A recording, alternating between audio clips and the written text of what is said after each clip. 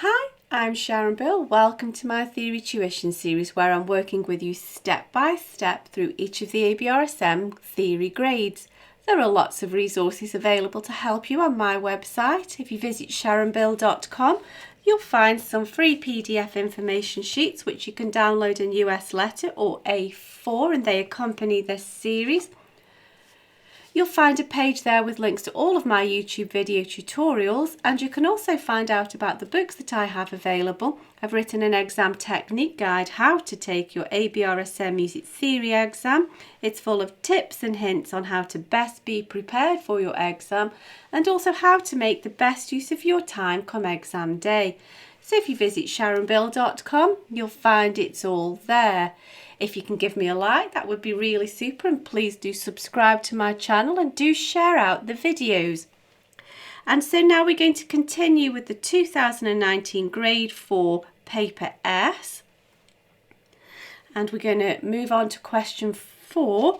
So if you turn with me to page 24 in your booklet, we're going to start with this question and it will move on to the next page as well. So we need to keep this little extract handy to keep referring back to. And so the first job we're asked to do is to give the technical names of the two notes in bar 10 marked X and Y. And so we're helpfully told that we're in the key of E major. So I'm just going to step out the degrees of the scale here so I know what I'm looking for. Just as a double check. E, F, G, A, B, C, D, E. So you can count up from the tonic on the stave, but it may be that you're in an sort of uncomfortable position where you're off the stave or something, so we can double check here as well. Of course there are sharps, but your key signature deals with that. So let's find out what degree of scale we're on first and then we'll think about the technical names. So then, here is the first one. So we are in the treble clef. So let's count down an octave because it's quite high up here. 1, 2, 3, 4, 5, 6, 7, 8, which takes us to an E. And if we're counting an E major, E is the first degree of the scale. We're not counting anywhere from that. So we know that that's an E. So that's the first degree of the scale. And then here, if we count up from E, 1, 2, 3, 4, 5, 6. That's a C, and C is the 6, so we've not gone wrong. So that's the 6. So now we need to give them the technical names. So the tonic literally means tone key. That's where the word came from.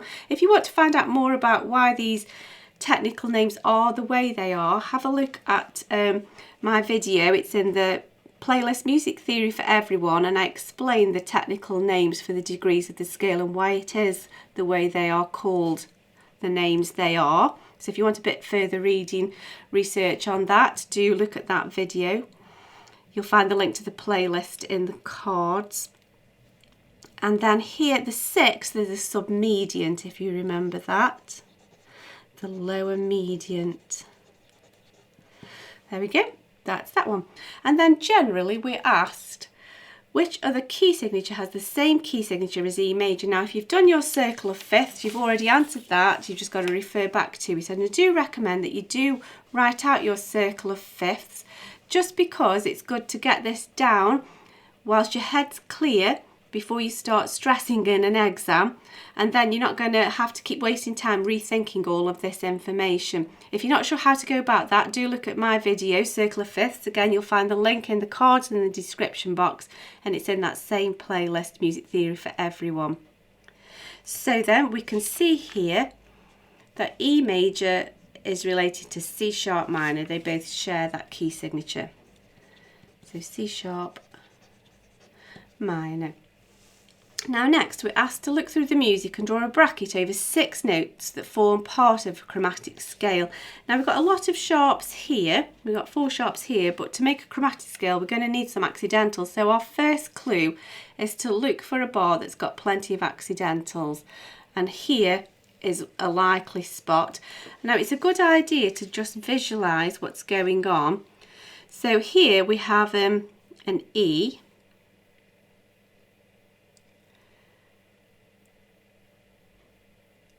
and then here we have a D sharp, a D, a C sharp, a C natural. So let's do that again. So actually you can start from any of these points. So we have D sharp, D, C sharp, C, B, A sharp. If you carry on further, we've got an A natural as well. So we've got more than 6 here. A, C, E, D sharp. So we could go from here, we could go from here, we could go from here, we could go from here. 1, 2, 3, 4, 5, 6. That's that one. We could go here again. In actual fact, it then goes to the G sharp without the ornament as well. So we've got lots of options here. We just need 6. So there we go. 1, 2, 3, 4, 5, 6. That will do nicely. And then we're asked to complete this sentence. The triplet in bar 4. So we're referring to this here. Means 3 semiquavers in the time of. Now a triplet squishes 3 into the time of 2. So in this case, it's 3 semiquavers into the time of 2 semiquavers. Or if you would prefer the terminology, 2 16th notes. Ooh. Just write 16th notes. Or alternatively, you can extend the maths a bit further, and 2 semiquavers is in the same amount of time as 1 quaver, or 1/8 note. So any one of those will answer that question correctly. So keeping this page handy, let's move on. And we're still referring back to that. We're asked to add the correct rest or rests at the place marked with a star in bar 8. So here, this bar 8 is not complete. We need to complete this. Now it's important to notice, first of all, we need to be aware of what time signature we're in so we know what we're completing the bar to. But then you also need to remember that each new beat requires a new rest. So you can't just necessarily fill the gaps. So let's think what we're doing here. We should have, this is common time, 4 beats per bar, each beat being a crotchet or a quarter note because the time signature is 4/4. Now here we have 1 beat, we have 1 beat, we have 2 beats missing, but you cannot do just the minim, the half note rest. That won't do because you can't have a beat like a beam or a rest straddling over the halfway point of the bar. If it was the second half of a bar that needed completing, you could show a half a bar's rest with this minim half note rest. However, what we're going to have to do, we're going to have to show beat 1, beat 2, beat 3, beat 4, and we're not crossing over that halfway point. So just watch out there. That first cropped up way back in grade 1.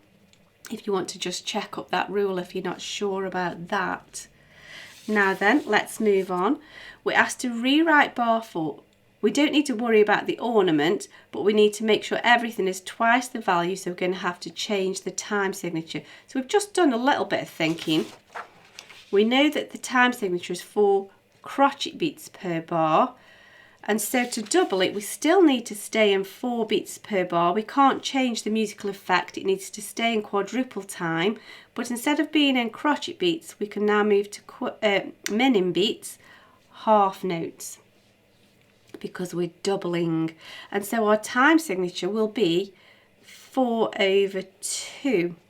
And so now we've just got to go through and double everything. So let's think what we're going to do. We don't need to worry about the ornament. So to double everything, this will become a dotted minim, a dotted half note. This, we remove the little beam, as it were, the little kick. So that becomes a crotchet, a quarter note. That will become a minim, a half note. This will become a crotchet rest instead of a quaver. Now here, to double these, we just remove a beam and they become quavers, 8th notes instead of semiquavers, 16th notes. So then, that's the thinking done. Now we've just got to write it out. So let's just keep this handy. So we have the E. I'm going to just do the note heads just in case I've got to think about beaming. So we don't colour that in. There's our rest. And then we have the ledger line, 2 ledger lines, next one up. There we go. So then that's going to be dotted minim. That won't need a kick on it now, a little tail. There. Then we will beam these 3. Use a ruler. Let's keep it neat and tidy.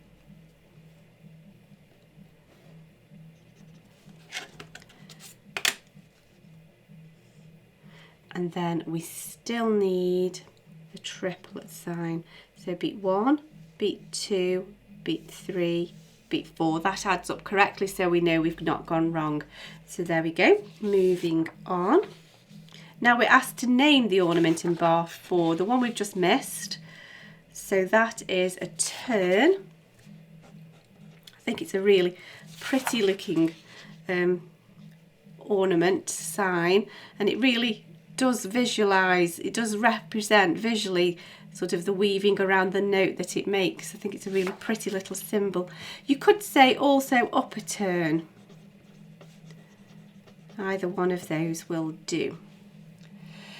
Let's press on. So now let's use this for every drop of revision that we possibly can. We're asked to underline one word from the list which has a similar meaning to Allegro, but let's just not go ahead and do that. Let's take some time to sort of make sure we know all of these for revision purposes, because do remember it will be relating back to any term right back from grade 1, which this one is, 2, 3 and 4 combined. So there's a good bit of revision to do there to just get to grips with all of these terms. And if you turn in your PDF document to the back pages, in each of the grades I give you a little test, or I'll give you some revision tips as well. So do have a look at those documents there. So Allegro means sort of quick or fast. So we're looking for something like that. However, let's just give all of these. So lent is slow, very similar to the lento that we came across in earlier grades. Vite is quick or lively, so I think there's our answer, but we'll keep going. Retenue is held back. If you think, it's very similar to the word retained, so that helps us to remember that, held back. And then one is less. So we can see that this is the word we're after, so we can now underline that, having made most use of that question for revision purposes. And now we move on to just some general information about the orchestra. So name a standard orchestral woodwind instrument which normally uses the treble clef and could play bars 1 to 2 of this melody at the same pitch. Now it's not saying at the same pitch in terms of whether it's a transposing instrument or not, it's just asking us at the same pitch, would it be happy in this register here, very high up in the treble clef. And so the woodwind instruments that come to mind, most obvious is the flute, or you could say the oboe, or the clarinet is happy high up in the treble as well. So any one of those will do. We're next asked to underline 2 instruments that might be asked to play sol G. Now this is a string term. This means on the G string. And so we need to make sure it's a string instrument. So timps, that's your percussion. Cello, that could be played on a G string. Tuba, that's a brass instrument, so that's an appropriate double bass. There's your stringed instrument again. So those 2.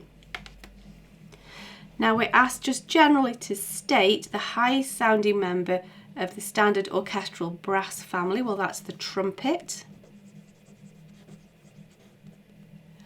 And then we're asked, is it true or is it false that sometimes the violin uses the alto clef? Well, that's false. The violin always uses the treble clef. The instrument that uses the alto clef is the viola. It sort of looks like a violin, but it's sort of slightly bigger. and it's got a deeper lower register using the alto clef. So that's that question completed. We'll look at the next questions in the next video. I do hope this is helpful to you. If you can give me a like, that would be really super, and please do subscribe to my channel to keep updated, and please do share out the videos. I hope that you're enjoying working through this. I'm enjoying working through it with you. Please also do visit sharonbill.com and make use of all of the resource and information that's available there to help you. Thanks for watching. See you next time. Bye.